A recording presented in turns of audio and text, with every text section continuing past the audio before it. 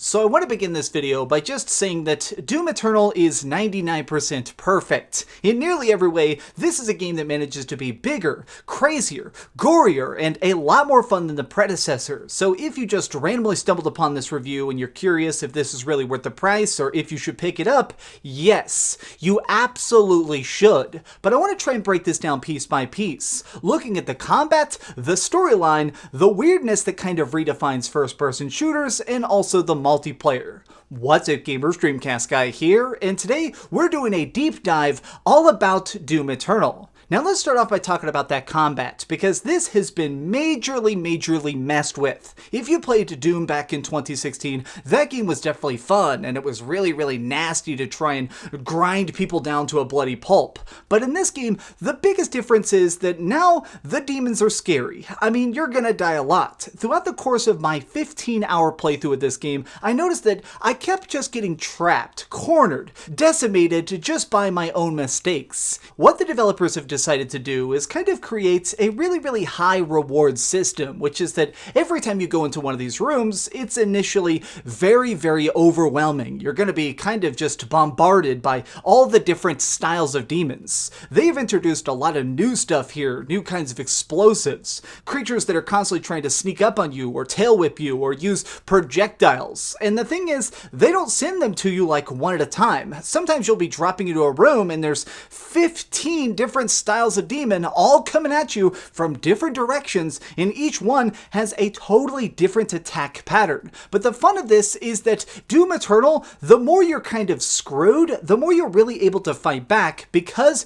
of all the tasty new tools we got. It kind of breaks down to things that can help you, things that can kill them, and things that can help you escape. Like this. This is one of the new things. It is a grapple hook shotgun. It is a monster that, if you get close range, can basically saw somebody in half, but you can also use it to escape, trying to get to further points, or just trying to make sure that you can always get away. There's also things like, I personally love this, it is a lock-on rocket launcher that lets you shoot particular points. So if there's like a huge mega demon that's a brain with a rocket launcher on top, you can blast off its ion cannon to make it a lot weaker and definitely not as offensive. The thing you need to realize here is that if you're dying, it's not the game. If you're dying, it's not even that the difficulty is too high, it really comes down to the fact that you're not properly utilizing everything around you. Now, what you need to keep in mind is that as you use your weapons, different things can do different things. Like if you flamethrow somebody and then kill them, it'll give you armor. If you chainsaw somebody, it can give you ammo. If you actually do a glory kill, which is where you get somebody to low health and try and rip them in half with your bare hands, this will give you HP. It makes it where every time you're fighting people, you need to realize that everything in the environment, including the bad guys, is a resource, a vital commodity. So you need to try and worry about your positioning, but also how many bullets are left, how many times can you duck and dodge, and you also need to think about when is it time to escape. By far the best part about Doom Eternal is the fact that I was constantly just getting my face ground into the dirt, but not once did I want to take a break. Never when I died did I want to walk away from the screen, because I realized that it's not that the game is being tough or mean to me, it's that it wants me to improve. They realize that a good gamer can deal with the heat. Now this actually brings me to something I definitely want to talk about, which is the controls themselves. This has been heavily modified. The Doomslayer has always been a monstrous beast in combat, but now he has a lot more traversal methods. As you progress through the campaign, and this isn't a spoiler, you get some unlockable skills like an air dash or a double jump, or things that let you get even higher in the sky and kind of actually explore the environments in a new way.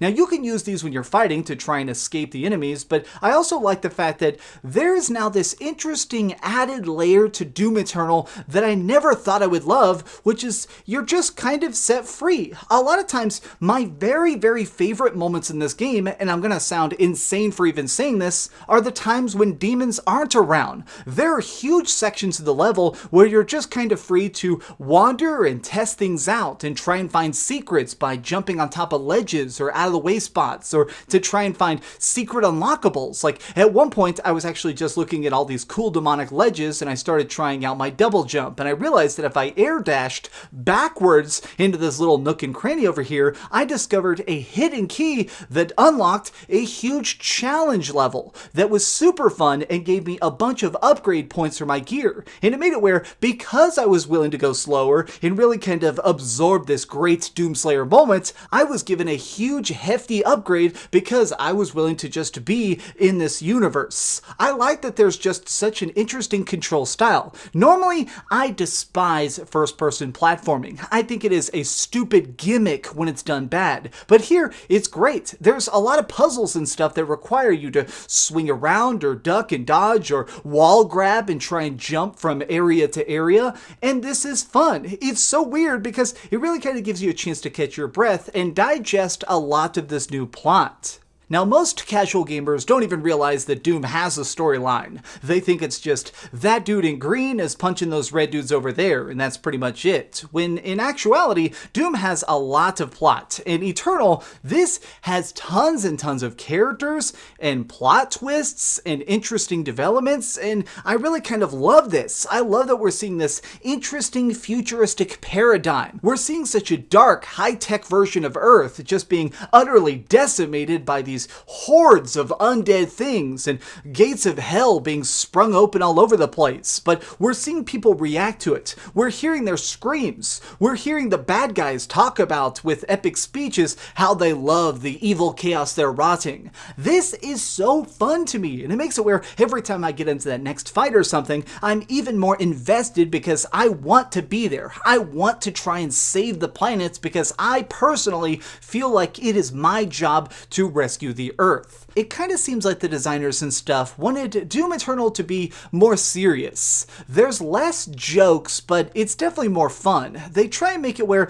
the game has a lot more added layers to it to try and get you morally and mentally invested in it, which does bring me to the upgrades, which we did mention before. There's lots of different ones, like weapon upgrades. You can find these hidden around the levels that let you unlock special perks and mods to customize how your weapons work, turning it into like a sniper rifle or making it so you can have extra options. But as you use these weapons, you can actually do extra things like you get talent points. These let you put extra customization into each of your modifications. There's a lot of different tools that let you really kind of tinker around with the idea of your weaponry and build your own arsenal from the established guns. This also goes for your character. You can find these plates that let you customize different aspects that are sort of like passive buffs, faster weapon reloading, the ability to soak in different buffs from further away, or even just making it where you can run a little bit better. I mean, it makes it where as you're progressing through the game, you're also sort of advancing in a multitude of ways. You're getting stronger, you're getting smarter, you're getting more deadly, but just as a player, you're also getting more skilled and used to this combat. I do want to mention the one thing that I think is bad about this game, which is that there are some random glitches that are kind of annoying at times. I ran into a couple of hard crashes. I did run into a weird time where all the demons stopped being able to understand how to attack me. They thought I was dead, so they were all just standing there. But one of the weird ones I had is that occasionally when I was doing glory kills, I would fall through the world, and it looks like this. Now, these are pretty infrequent and will definitely be patched, but as a game that manages to do such a brilliant amount of fluidity in every single moment of it, these glitches really kind of take you out of the action. Now, the last thing we need to talk about is the multiplayer. This is like a versus mode where two people play as demons and one person plays as the Doom Slayer. And I don't know, I like this game. I had a lot of fun with this mode, but I'm kind of wondering if people are going to play it very long. This does feel a little bit like a gimmick. Now, the thing is, the way it works is that there's 3 rounds. The first person to win 3 rounds wins. The two demons are on a team working together to try and kill the Slayer, whereas the other person, obviously the Slayer himself, he's trying to just survive for a couple minutes. He has the advantage of the fact that he is incredibly fast and he is very, very deadly. He can blast people, he has a huge chunk of weaponry and stuff to try and fight off all the demons, but he can also use things like jump pads and things that the demons don't have access to. Whereas when you're playing as the demons, and yes, there are a ton of demons you can play, each of them have different abilities, like flamethrowers, jump packs, the ability to just flat out fly, and also minions. Playing as a demon, personally, I enjoyed playing as the bad guys way more because it's so cool to constantly just unleash the hordes of hell. You get a chance to just every couple seconds pop up a new little minion to be sending after the Doomslayer. So it makes it where this really interesting way of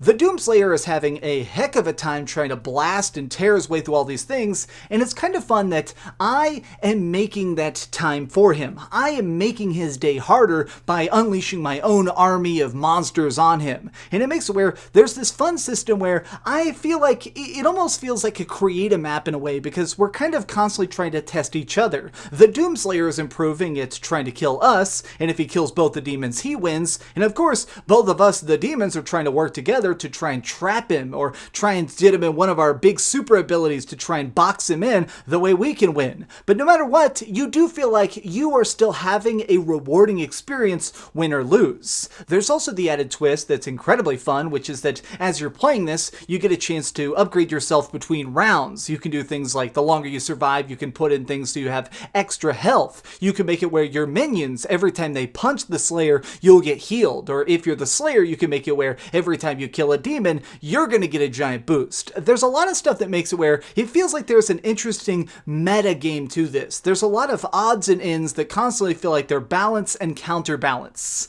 I'm not sure how long people are really going to play this. I feel like this is a game mode that might unfortunately die out in a month or two once like the fanciness of it wears off. But for now, I definitely am glad that I'm playing it because it's kind of fun to see how it all works and the interestingness of it.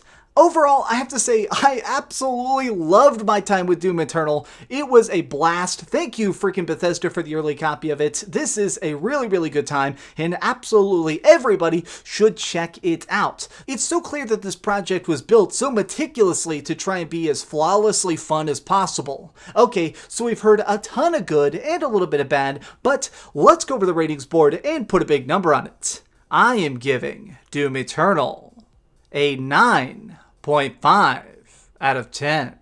Thanks so much for watching this video, everybody. This is one of those reviews that's just such a blast. Like now, even as I'm editing the footage, I'm kind of just smiling about all the times I fell into lava or uppercutted a demon's eyeball out. So thank you for watching. This has been fun, and well, let's all go slay some of these demons together. Have a good one. Thank you so much for watching. If you enjoyed this video, please be sure to give it a like, share with your friends, and subscribe if you haven't already. But do me the biggest favor of all and keep dreaming. Thanks so much for watching that video. If you want to see something else, you can always click this link to see what I put up last, or, you know, subscribe and see what's coming up next. Also, I promise that whatever I do, it'll try not to suck.